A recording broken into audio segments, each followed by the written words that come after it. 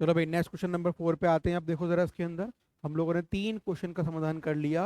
अब बच्चों question number 4 पे आते हैं। आराम से क्वेश्चन पढ़ो और क्वेश्चन हमसे क्या कहना चाहता है जरा इसको देखो। इसका लेवल क्या है, इसका तरीका क्या है, देखो। A small bar magnet is drop vertically from rest into a long coil of wire. It relieves from the other end as shown in the diagram below. देखो भैया पहले आराम से देख लो इसके अंदर। देखो बच्चों एक मैग्नेट को हम इस तरीके से इसके अंदर इंसर्ट कर रहे हैं। अब जरा बताओ जब ये अंदर एंट्री करेगी फिर यहाँ से ये लीव करेगी, इस कंडीशन के दौरान इसके अंदर जो बनने वाला करंट है, जो बनने वाली करंट की स्ट्रेंथ है वो कैसी होगी, करंट का जो डायरेक्शन होगा वो कैसा होगा, इसके बारे में हमें यहाँ पे चर्चा करनी है। अब देखो यहाँ पे बच्चों रस हम लोग समझ लेते हैं। Compare the magnitude and direction of, पहला किसकी बात कर रहा है वो, induce current in the coil when the magnet enters the coil. ये बताओ जब हमारे पास मैग्नेट अंदर एंट्री करेगी तो बताओ इंड्यूस करंट का डायरेक्शन क्या होगा और इंड्यूस करंट का मैग्नीट्यूड क्या होगा। अगला क्या पूछ रहा है देखो बच्चों, the induce current in the coil when it leaves the coil. अरे भाई ध्यान से अच्छे से समझना, उसका तुम्हें मैग्नीट्यूड भी बताना है और डायरेक्शन भी बताना है। किसका, इंड्यूस करंट का, किसके अंदर पैदा होगा, जो इस कॉइल के अंदर पैदा होगा। ऊपर से कौन आ रहा है, एक हमारे पास बार मैग्नेट आ रही है। अब धीमे धीमे क्वेश्चन जरा हम लोग समझ लेते हैं। अब यहाँ पर देखो, जब बच्चों एक बार मैग्नेट को मैं अंदर की तरफ इंट्रोड्यूस कराऊंगा तो एक बार यहाँ से समझ में ये आ रही है, जब ये अंदर की तरफ इंट्रोड्यूस होगी तो भाई यहाँ पे क्या होगा, अकॉर्डिंग टू फैराडे लॉ वो हमसे क्या बोलेगा, वो उसको अपोज करना चाहेगा। तो अपोज करने के लिए बताओ यहाँ पे ये कौन सा पोल बनाएगा, पहले हमें यहाँ से भी ये बात समझनी है। तो भाई अपोज करने के लिए यहाँ पे देखो ये पोल कौन सा बनाएगा, पोल के लिए हम लोग यहाँ पे चर्चा कर लें। अब पोल देखो जरा, अब जो ये पोल बनाएगा भाई यहाँ पे कौन सा पोल बनेगा, यहाँ बनेगा तुम्हारे पास साउथ पोल बन जाएगा। साउथ पोल का मतलब बच्चों यहाँ पे क्या हुआ, खुद देखो ना, इसको रिपेल करना चाहता है तो रिपेल करने के लिए भैया साउथ पोल बना लेगा। तो साउथ पोल बना ऊपर की तरफ। अब ध्यान से बताना, जब ये नीचे अंदर एंट्री कर गया है और यहाँ से बाहर निकलना चाहेगा, और बाहर निकलना चाहेगा, इसके अंदर जो इंड्यूस ईएमएफ होगा वो अपनी वैल्यू को कम कम करेगा। क्यों कम करेगा, अरे भैया मैग्नेटिक फील्ड जब इसके पास आ रही थी, इस कॉइल के पास मैग्नेट आ रही थी तो इसके ऊपर मैग्नेटिक फील्ड इंक्रीज हो रही थी। मैग्नेटिक फील्ड इंक्रीज हो रही थी तो एक कॉइल क्या कर रही थी, उसको रिड्यूस करना, कम करना। तो कौन सा पोल बनाएगी, ऊपर वाला साउथ पोल बना लेगा। जब अंदर एंट्री कर गया, अब यहाँ से बाहर निकलेगा, एग्जिट करेगा, तो कहने का मतलब क्या हुआ, जब यहाँ से एग्जिट कर रहा होगा तो भाई ऊपर कौन सा पोल है, नॉर्थ पोल है। तो अगेन ये कौन सा पोल बना लेगा, अगेन क्या बना लेगा बच्चों, साउथ पोल बना लेगा। क्यों, अरे भाई अब मैग्नेटिक फील्ड इस पर डिक्रीज हो रही है और वो क्या चाहेगा, उसको इंक्रीज करना, तो अपने पास बुलाएगा। यहाँ पे अगेन क्या बना लेगा, साउथ पोल, बिकॉज ऊपर कौन सा है इसके, नॉर्थ पोल, और ये कौन सा बनाएगा, साउथ पोल, ताकि इसको अट्रैक्ट करके अपने पास बुला सके। बात समझ में आई नहीं आई पूरी कहानी, ठीक है।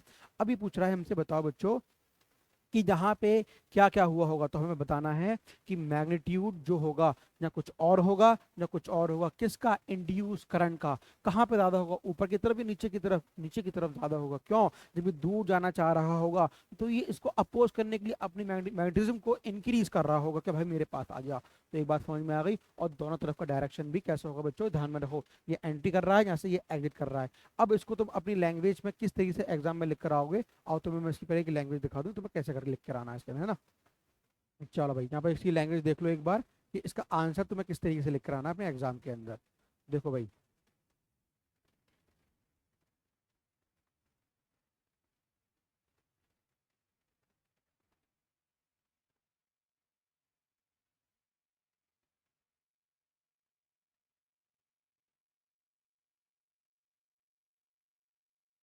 देखो भाई यहाँ देखो आराम से, magnitude of induce current will be more when the magnet leave the coil. आप समझ में आई नहीं आई, पहला देखो 0.5 से मिल गया, एक मार्क्स का क्वेश्चन है। Direction of induce current will be reverse when the magnet leave the coil. दोनों बात याद रखना, डायरेक्शन ऑफ इंड्यूस करंट भी रिवर्स कर गया, और जो मैग्नीट्यूड हमें मिला था बच्चों, ज्यादा कहाँ मिला हम लोगों को, मैग्नीट्यूड कहाँ मिला है, मैग्नीट्यूड ज्यादा हमें कहाँ मिला, जब वो हमारे पास क्या कर रहा था, जब लीव कर रहा था, ठीक है ना। चलो अब अगले क्वेश्चन नंबर 5 पे आते हैं। अब देखो क्वेश्चन नंबर 5 देखो इसमें। अब देखो जैसे इसकी जो लैंग्वेज है इन क्वेश्चंस की, वो जो क्वेश्चन की लैंग्वेज है तुम ये देखो कितना इजी वे का पैटर्न है इसके अंदर हमारे पास, about the magnetic effect of electric current. तुम ये समझ लो जैसे बायोलॉजी के क्वेश्चन हम लोग सॉल्व करते हैं ना, जस्ट लाइक वैसे ही हम यहाँ पे काम कर रहे हैं। जैसे बायोलॉजी सॉल्व करते हैं वैसे इसको हम लोग यहाँ पे सॉल्व कर रहे हैं। देखो तो क्या मिला, देखो हमारे पास, in a DC motor with a commutator how many time does the current in the armature coil change its direction। देखो ये भैया एक बात याद रखना, कि जब भी हम लोग बात करते हैं डीसी हो या हमारे पास एसी हो, जो आर्मेचर कॉइल की हम लोग बात करते हैं, तो करंट जो हमारे पास करंट बच्चों को जहाँ फ्लो कर रहा होता है, 2 बार अपनी पोलरिटी को चेंज करता है। The current in the armature coil change its direction during one rotation of the coil. एक बार अरे मैं तुम्हारे सामने ऐसे खड़ा हो गया और घूम के मैं उल्टा हो गया, फिर घूम के तुम्हारे सामने ऐसे खड़ा हो गया, तो एक पूरे चक्कर काटने में बच्चों मैंने यहाँ पे क्या लगा लिए, 2 बार घूमना पड़ा है, तो 2 बार अपना वो डायरेक्शन चेंज करेगा। The current stop flowing in the armature coil during one rotation, 2 बार ही होगा। अरे भाई पहले वो ऐसे खड़ा था, एक बार वो ऐसे घूम गया, फिर एक बार दोबारा से घूम के तो तुम्हारे सामने खड़ा होगा, तभी तो भाई 2 बार करंट जीरो हुआ होगा। बात समझ में आई नहीं आई? दोनों कंडीशन में होगा ट्वाइस ट्वाइस। ठीक है बच्चों, चलो क्वेश्चन नंबर आते हैं हम 6 पे। अब Arun built a DC electric motor using whatever scrap metal he had. Since he did not have a split ring, he used a full ring in contact with the brushes. अब देखो यहाँ पे समझना, यहाँ पे ये यूज कर रहा है बच्चों, स्प्लिट रिंग हम लोग यूज करते हैं, लेकिन इसके बरक्स इसने क्या यूज कर लिया, पूरी की पूरी रिंग यूज कर ली है। यहाँ पे देखो स्प्लिट रिंग में बच्चों ऊपर से कटिंग होती है, ताकि वो एक बार ऐसे घूमे और फिर दोबारा ऐसे घूम जाए, ऐसे घूमे ऐसे घूम जाए। अगर ये तुमने ऐसे नहीं करोगे तो भैया शॉर्ट सर्किट हो जाएगा, डीसी हमारा वर्क नहीं करेगा।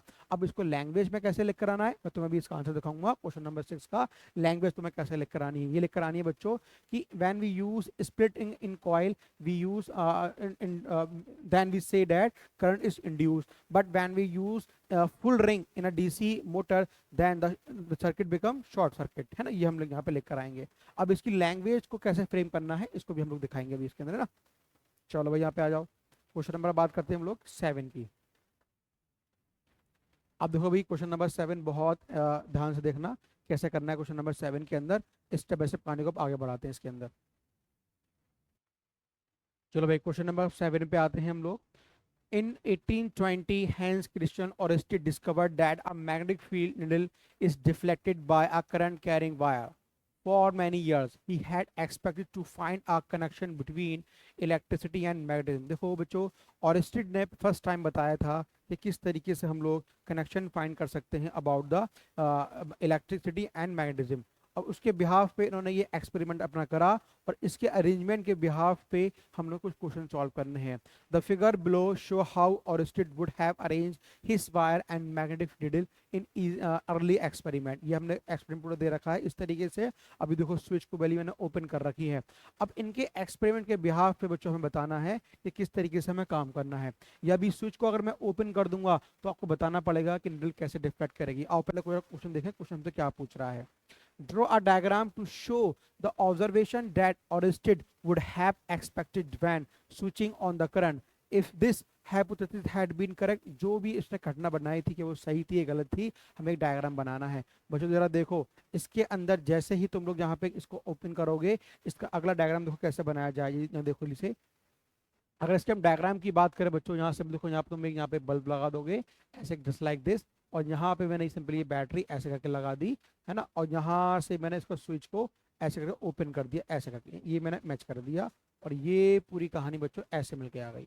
अब जो हमारे पास यहाँ पे हम जो यहाँ पे मैग्नेट यूज करेंगे, क्या होगा, ये जो मैग्नेट निडल है करंट के डायरेक्शन में ही अलाइन हो जाएगी। ये और ने अपने एक्सपेरिमेंट में देखा था कि जो निडल थी हमारे पास, जैसे ही मैंने करंट फ्लो कराया उसके अंदर वहां पे क्या पैदा हो गया, हमारे पास मैग्नेटिक फील्ड पैदा हो गई। और मैग्नेटिक फील्ड जो निडल को अलाइन कर रही थी, किसके डायरेक्शन में अलाइन कर रही थी, इन direction of what, direction of current. कैसे करके बच्चों देखो, जैसे ये नॉर्थ ऊपर था तो ये इसका नॉर्थ पोल है, ये इसका साउथ पोल है, इसकी इस डायरेक्शन में इस तरीके से अलाइन हो गई है। क्यों अलाइन हुई है, आप देखो उसको जरा देख लो, ये इसका डायग्राम हो गया। अब यहाँ पर जरा देखो, अब अलाइन किस सेंस में हुई है, यहाँ पर देखो, based on current knowledge of the magnetic field around a wire, explain why his experiment failed। बताओ ये एक्सपेरिमेंट फेल क्यों हुआ था। दिक्कत इस बात की आई थी बच्चों, हमने कहानी ये बनाई थी कि direction of magnetic field, direction of current and direction of force आपस में कैसे होना चाहिए, परपेंडिकुलर होना चाहिए, तभी हमारे पास यहाँ पे कहानी बनेगी। और यहाँ पे जरा देखो ये फेल क्यों हुआ था, जिस डायरेक्शन में करंट था उसी डायरेक्शन में हमारे पास अलाइन हो गई थी। तो ये इसमें इसको बताने के लिए ये पूरी इन्फॉर्मेशन नहीं बता पाए थे। अब इसको तुम लैंग्वेज में कैसे लिख कर आओगे, और तुम्हें इसकी लैंग्वेज दिखा दूं।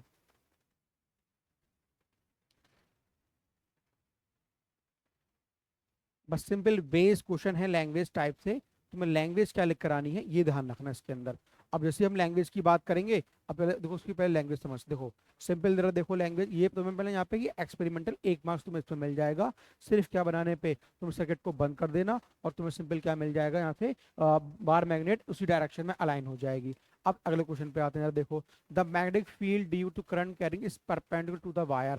जो मैग्नेटिक फील्ड थी वायर के कैसी है, परपेंडिकुलर है। Since the needle is already pointed in direction of perpendicular to the magnetic field it will got not deflected. ये वजह थी कि दोनों का दोनों डायरेक्शन बच्चों कैसा हो चुका है, एक डायरेक्शन में आ गए थे, इसलिए उसमें कोई डिफ्लेक्शन नहीं दिया था।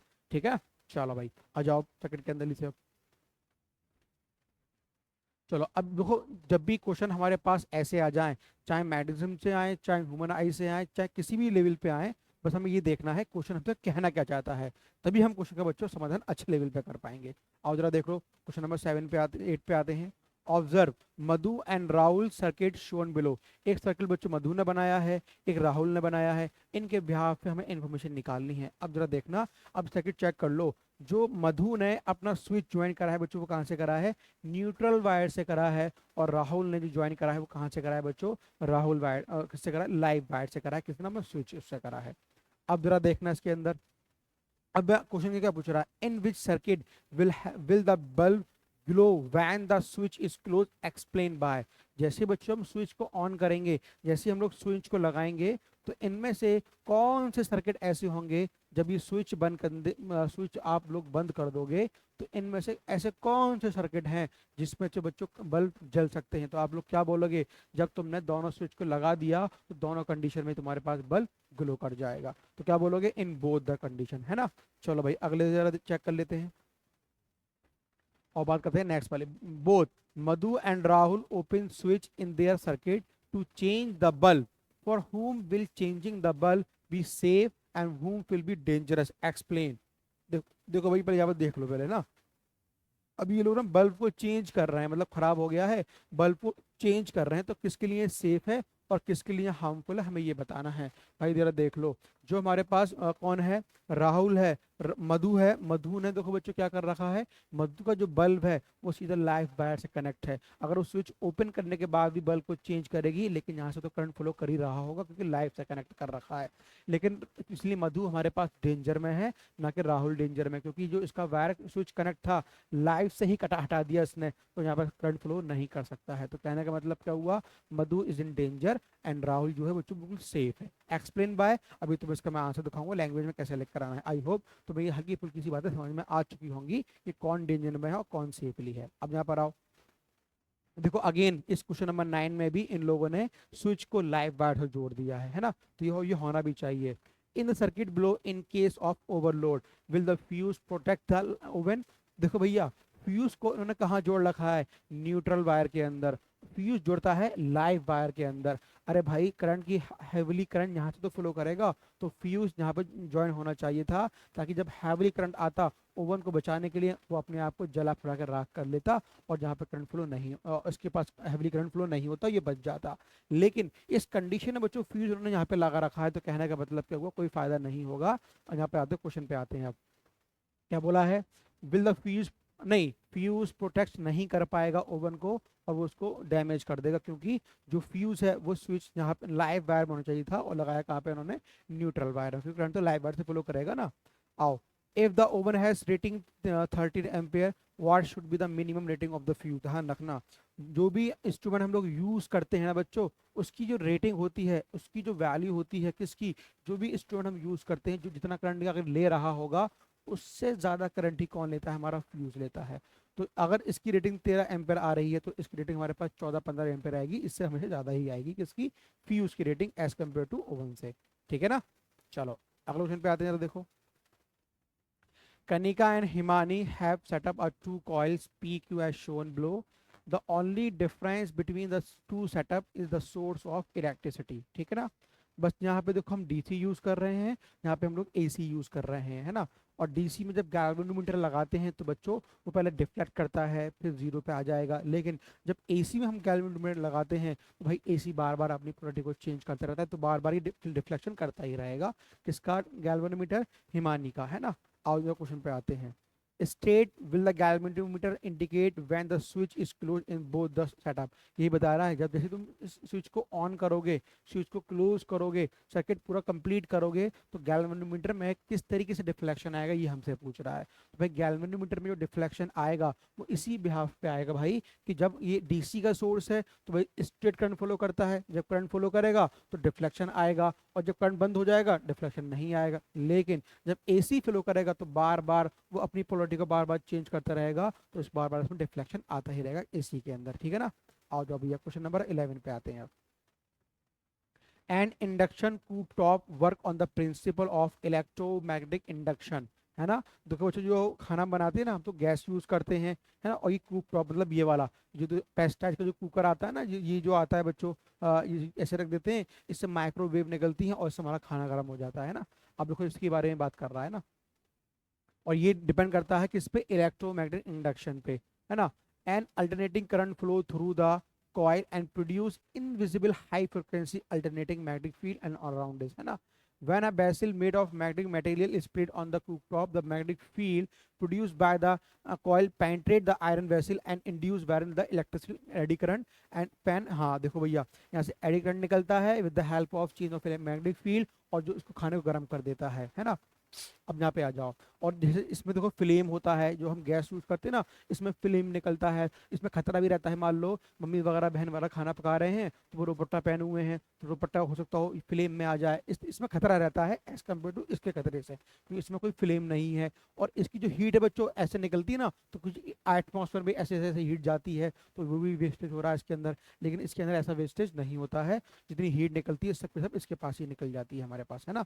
यहाँ पे आप list any two advantage with reason of cooking using a inductor. देखो इसके एडवांटेज क्या है, इसके ऊपर जो हमारे पास ये दे रखा है, हमारे पास कुक टॉप दे रखा है, इसके एडवांटेज क्या है एज कम्पेयर टू गैस से, है ना। ये हमें समझना है इसके अंदर।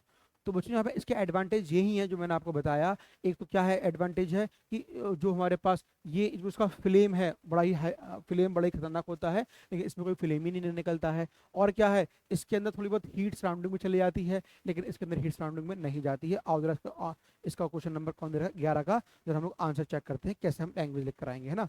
जो जरूरी है बच्चों, मैं हाथ का तुम्हें दिखा दूंगा, है ना। जो जरूरी क्वेश्चन है हमारे लिए, क्वेश्चन नंबर 11 का जो लैंग्वेज है वो जरूरी है। यहाँ पर जरा देख लो, है ना।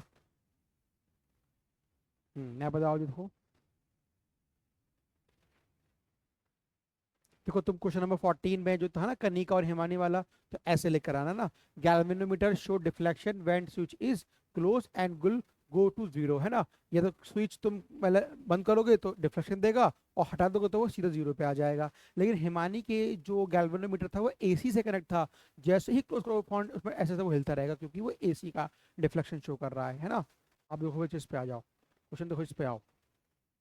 तो देखो मैंने ये 3-4 पॉइंट्स बच्चों मैंने ऐसे लिख दिया है, तो मैं एग्जाम में ऐसे ही लिख कर आना है। क्या लिखा है जरा देखो, है ना। Less weightage of energy as heat, heat is produced in the vessel so much less is loss to the surrounding. बहुत है भैया, जो हमारी गैस निकलती है ना सराउंडिंग में हीट बहुत लॉस हो जाती है, लेकिन उस पर हीट लॉस नहीं होती है। Greatly safely as large chance of fire, हाँ ना है, तो भाई कम से कम चांस है फायर होने के एज कम्पेयर टू उसके से, as compare to gas cylinder से। Less air pollution in the kitchen, भाई जाहिर सी बात है जब एलपी जलती है तो पॉल्यूशन भी होता है, लेकिन उससे पॉल्यूशन नहीं होगा।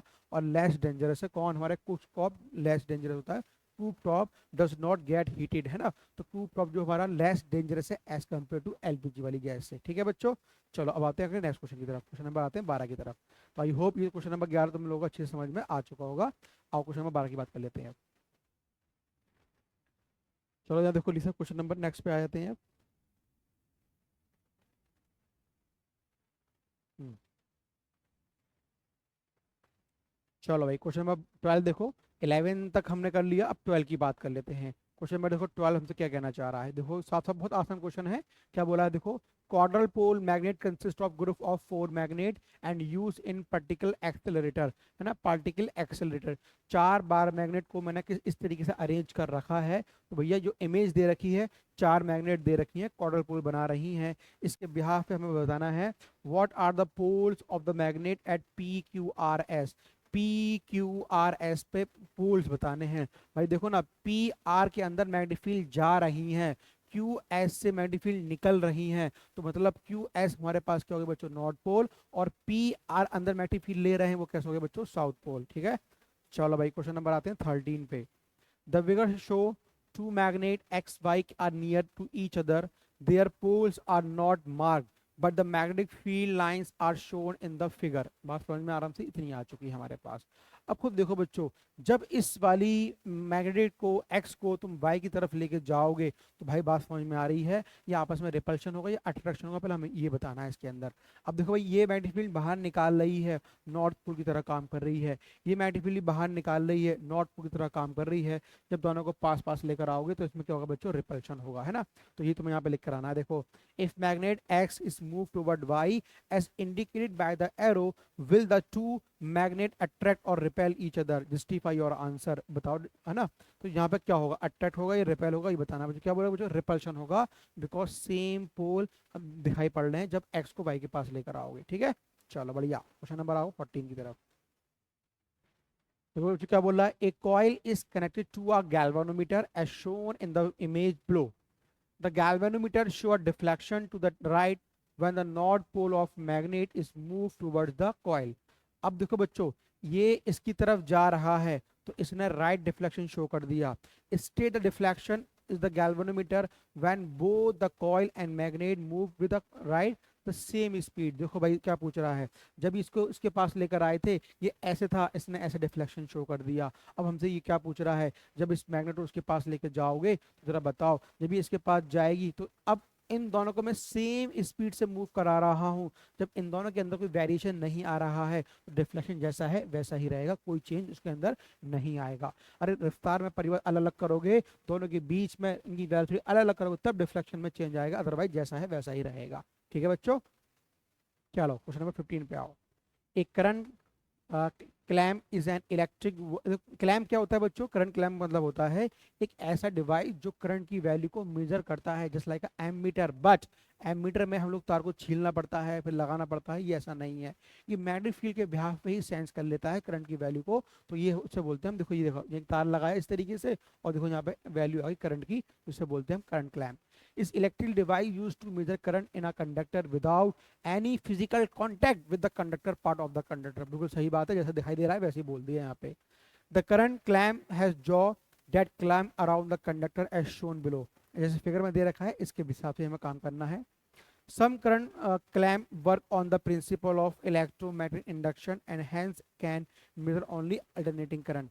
Give a reason why direct current cannot be measured by these current clamp. अरे भाई, ये हमसे बोल रहा है, ये जो करंट क्लैम्प हमें यहाँ पे दे रखा है कि ये हमारे पास एसी करंट को, जो करंट वैरी करते हैं उनको तो नाप नूरी कर लेता है, लेकिन ऐसे करंट जो हमारे पास क्या करते हैं, जो डीसी करंट, जिसके डीसी करंट की नापा तोली कर सकता है, नहीं कर सकता। क्यों नहीं कर सकता, क्योंकि जब हम डीसी करंट की हम लोग बात करते हैं तो डीसी करंट में हम लोग क्या देख पाते हैं, डीसी करंट के अंदर कि उसके अंदर मैग्नेटिक फील्ड का चेंज नहीं होता है, करंट कांस्टेंट है, मैग्नेटिक फील्ड का चेंज नहीं होगा, और जब मैग्नेटिक फील्ड का करंट चेंज नहीं होगा तो एक करंट क्लैम्प जो है ये डीसी करंट को मेजरमेंट नहीं कर सकता है। ठीक है, तो ये इसका जो आंसर है अभी तुम्हें देखो उसका आंसर क्या आएगा। पहले जी तुम क्वेश्चन नंबर यहाँ पे 60 नोट देख लो यार आराम से ना।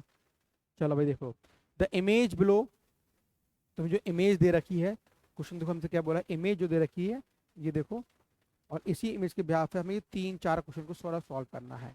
The image below show the cross section of a wire placed between the poles of magnet. The wire carries an electric current out of the plane of the page. Both the current carrying wire through। अच्छा देखो बच्चा, यहाँ पे हमें, यहाँ पे देखो बच्चों क्या बोल रखा है कि नॉर्थ पोल यहाँ पे है, साउथ पोल यहाँ पे है ना।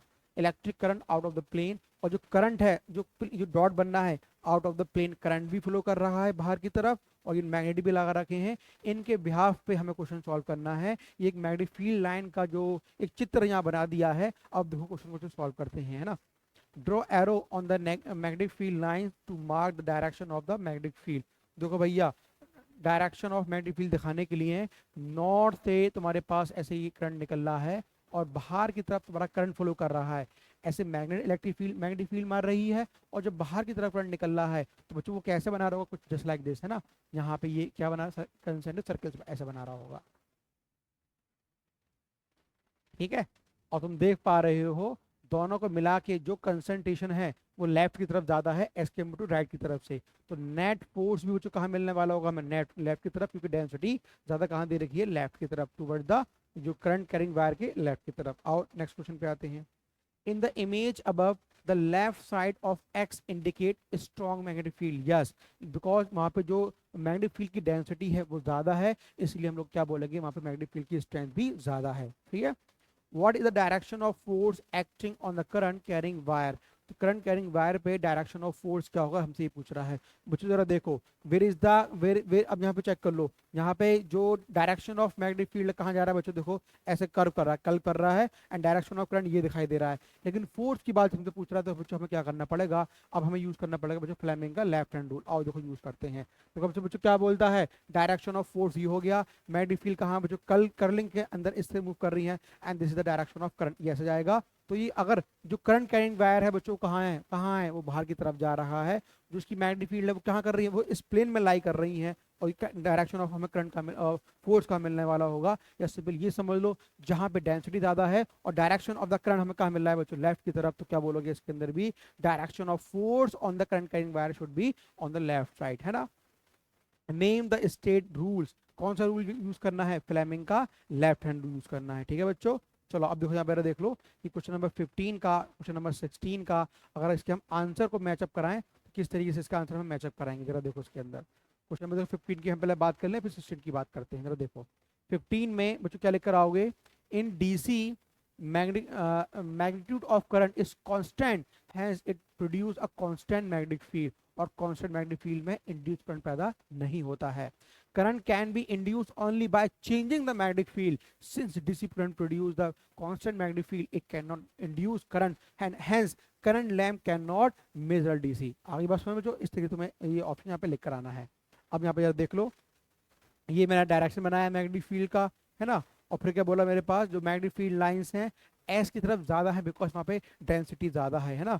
Experience force toward the left, और फ्लेमिंग लेफ्ट हैंड को बच्चों इस तरीके से लेकर आओगे, ऐसे करके तुम्हें पूरे के पूरे 3 क्वेश्चन का जो नंबर का क्वेश्चन है, तुम्हें इस पर पूरे के पूरे 3 नंबर मिल जाएंगे। ठीक है स्टूडेंट, आई होप कि आप लोगों को पूरा चैप्टर अबाउट द मैग्नेटिज्म समझ में आया होगा। फिर भी किसी क्वेश्चन में कोई दिक्कत आई हो तो आप इसमें कमेंट करके पूछ सकते हैं। ठीक है स्टूडेंट, थैंक यू।